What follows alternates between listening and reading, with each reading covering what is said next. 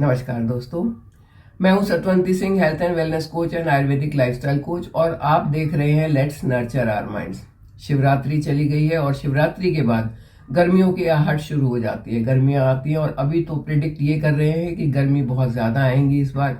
अप्रैल में बहुत गर्मी होगी इस बार। तो ऐसी कंडीशन में आयुर्वेद कहता है कि अपना ध्यान खुद अगर हम रखेंगे तो वो गर्मी हमें नुकसान नहीं करेगी।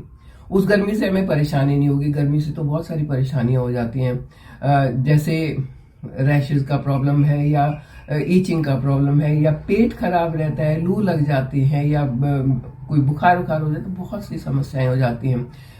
गर्मी से होने वाली परेशानियों से अगर बचना है तो आज मैं आपके साथ 3 फूड आइटम शेयर करने वाली हूँ। इनको आप अपनी डेली लाइफ में शामिल कर लें तो आपको बहुत फायदा होगा। और सबसे बड़ी बात ये कि इनकी कोई लिमिट नहीं है कि आपने 10 दिन खाने, 5 दिन खाने, 15 दिन खाने। आप लगातार इनको कितने दिन भी ले सकते हैं। डेली रूटीन में इसको शामिल कर सकते हैं। छोटे बच्चे से लेके बुजुर्ग तक सब इसको यूज कर सकते हैं और ये हर किसी को बहुत फायदा देने वाला है।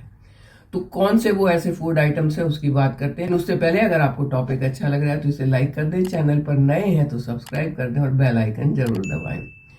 अपने आप को स्वस्थ रखना, अपने आप को हेल्दी रखना, ये हमारा एम होना चाहिए। क्योंकि अगर हम स्वस्थ रहते हैं तो हम डॉक्टरों के चक्कर से, दवाइयों के चक्कर से बचे रहते हैं। एक बार बीमार हो गए फिर तो ये दवाई दवाई सब करनी पड़ेंगी और उसके साइड इफेक्ट भी झेलने पड़ेंगे। तो आज जो मैं बात करने वाली हूँ उसमें नंबर 1 पर आता है छाछ। आपको लंच में डेली छाछ पीनी चाहिए। छाछ में प्रोबायोटिक्स होते हैं, ये आपके डाइजेशन को मजबूत करता है। छाछ में ऐसी पावर है कि आपकी बॉडी की गर्मी को कम करता है। अगर बाहर गर्मी है, बॉडी में भी गर्मी बढ़ जाए तो बीमारियां बहुत सी हो सकती हैं, और छाछ उस बॉडी की गर्मी को मेंटेन करके रखता है, कम करता है और आपको लू लगने से बचाता है। लू लगने से डायरिया हो सकता है, लू लगने से बेहोशी आ सकती है, लू लगने से और भी बहुत सारी परेशानियां हो सकती हैं। तो आपको अपने लंच में 1 गिलास छाछ जरूर पीनी चाहिए। उस छाछ में आप मीठा नहीं डालें तो बहुत अच्छा रहेगा। छाछ कैसे बनती है?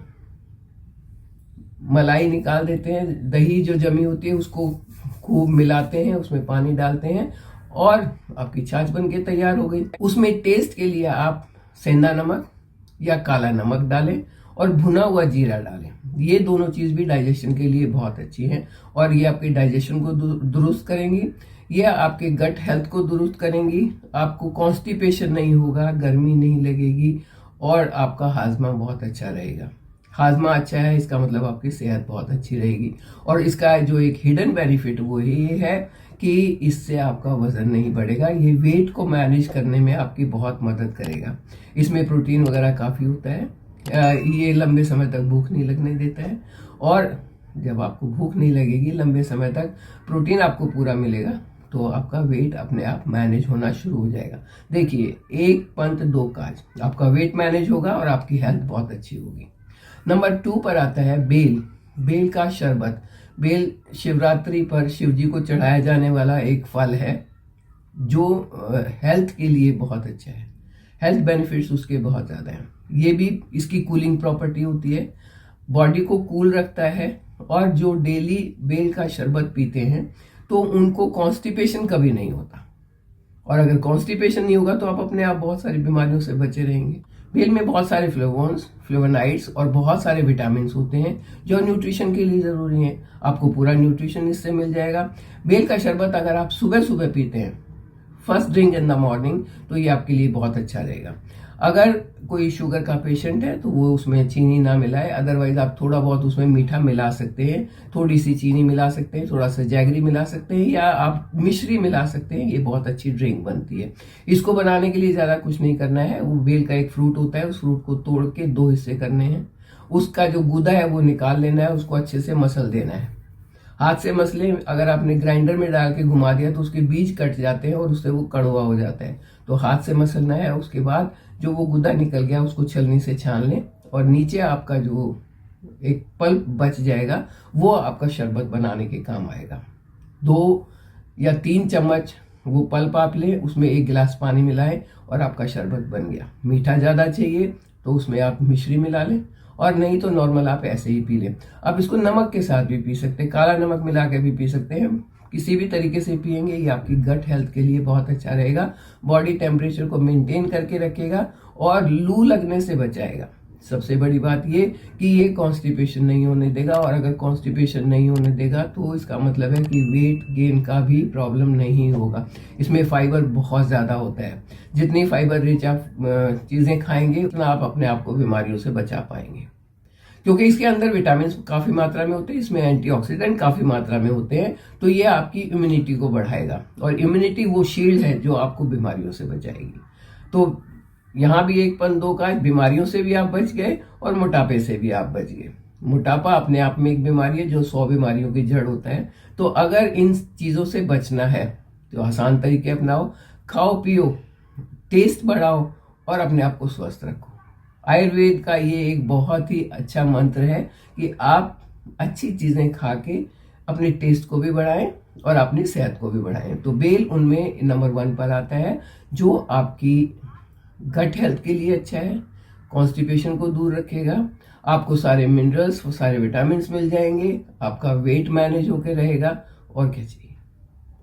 अब नंबर 3 पर आता है जो कि भी बहुत ज़रूरी है, वो है सोक्ड आलमंड्स एंड रेजिन्स, यानी कि भिगोए हुए बादाम और भिगोई हुई किशमिश। किशमिश के लिए लोग कहते हैं कि हमें तो शुगर है, कैसे खाएं। शुगर वाले पेशेंट भी किशमिश खा सकते हैं, लेकिन हाँ लिमिट में मात्रा उसकी ध्यान रख के। इस तरह आप दिन में अगर सुबह सुबह 5 से 7 किशमिश भिगोई हुई खाते हैं तो आपको बहुत फायदा होगा। किशमिश खाने से भी कॉन्स्टिपेशन नहीं होता। इन चीज़ों को भिगोना इसलिए ज़रूरी है कि इसके अंदर जो हार्मफुल टैनिन्स होते हैं वो ब्रेकअप हो जाते हैं और आपका डाइजेशन इंप्रूव होता है। अगर टैनिन्स ब्रेकअप नहीं होंगे तो वो न्यूट्रिएंट एब्जॉर्प्शन में दिक्कत करते हैं, मतलब आपको पूरा न्यूट्रिशन नहीं मिलेगा। तो इसको सोक करना बहुत ज़रूरी है, और सोक करके आप डेली अगर 5 से 7 बादाम और इतनी ही किशमिश खाते हैं तो आपके डाइजेशन के लिए बहुत अच्छा रहेगा। आपको सारे विटामिन मिल जाएंगे, इसमें विटामिन ई भी होता है बादाम में, जो आपकी स्किन के लिए बहुत अच्छा है। किशमिश और बादाम के अंदर फॉस्फोरस, मैग्नीशियम, कैल्शियम सारी चीज़ें होती हैं, तो ये आपकी हड्डियों के लिए भी बहुत अच्छा है, मतलब आपकी बोन हेल्थ भी काफ़ी अच्छी हो जाएगी।